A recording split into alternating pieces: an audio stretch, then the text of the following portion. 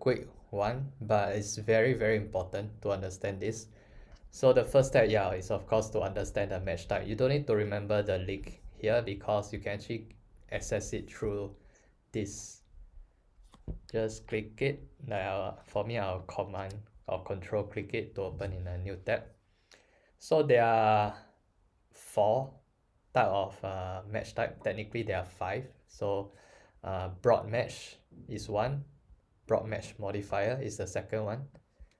Phrase match and then exact match. As we go from broad match modifier, phrase to exact, it gets more and more stricter as to how Google match a user search query to the keywords that you put in.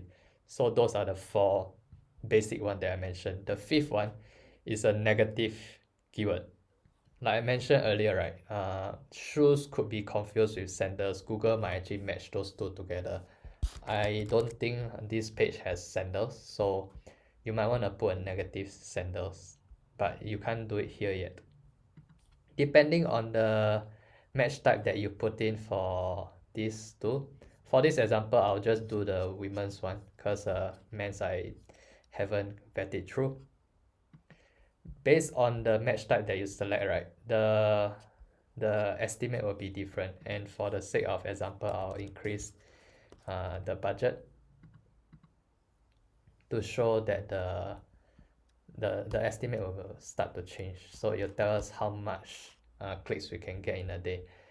The broader it is, the highest one, broad match, you can reach more user. The strictest one, which is exact match, you will be reaching less users. So this table here is very useful, and we'll just go through the four here. So what broad match is you just key in the keyword as is, which is what we've done here. So what we have here, these five keywords are all broad match keywords, and what it matches is, most importantly, their synonyms. Like intention, like in terms of intention of the user search, it will be determined by Google, like whether they are looking for the same thing.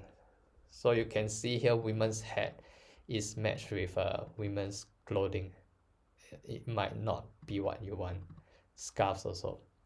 If you want it to be a bit stricter, then there's a broad match, which is adding plus in front.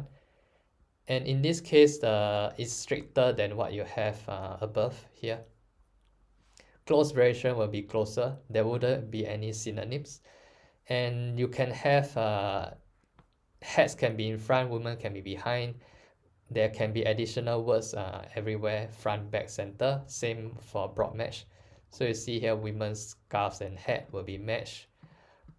Women is now behind, hats is in front, you'll still be matched. Hats, ladies. So ladies and women are considered close variation, but there won't be a synonym, like not really synonym, but in terms of how Google determine the intention of the search, like clothing and hats.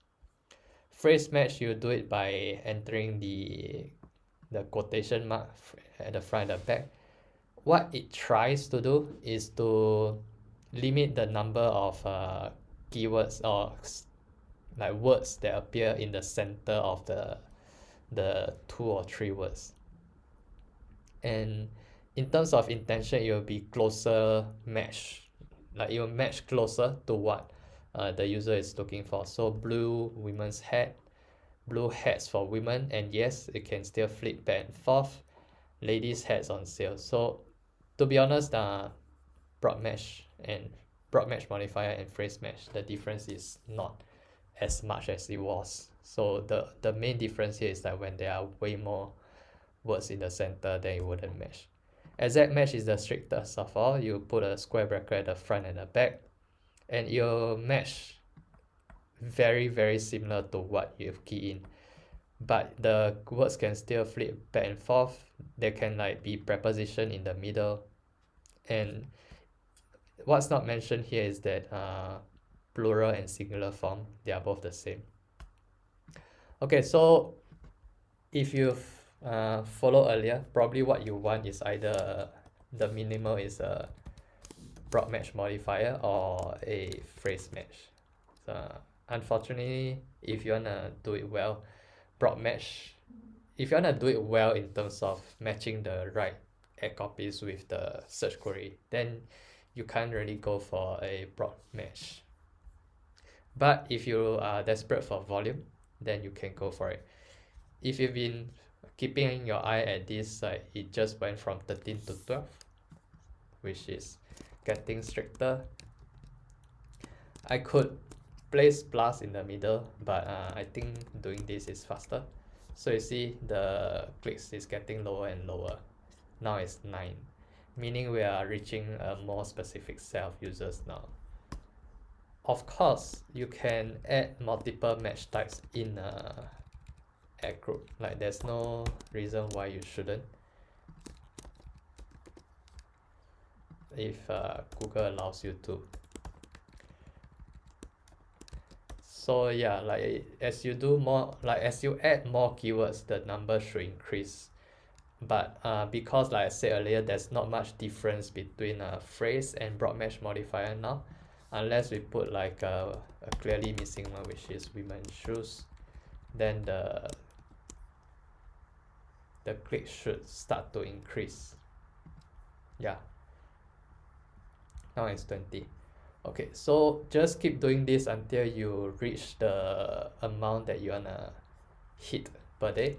And once you're done with women's and men's, I won't be doing the men's one, just click save and continue. Then we can go to the next step, which is to create your text ads.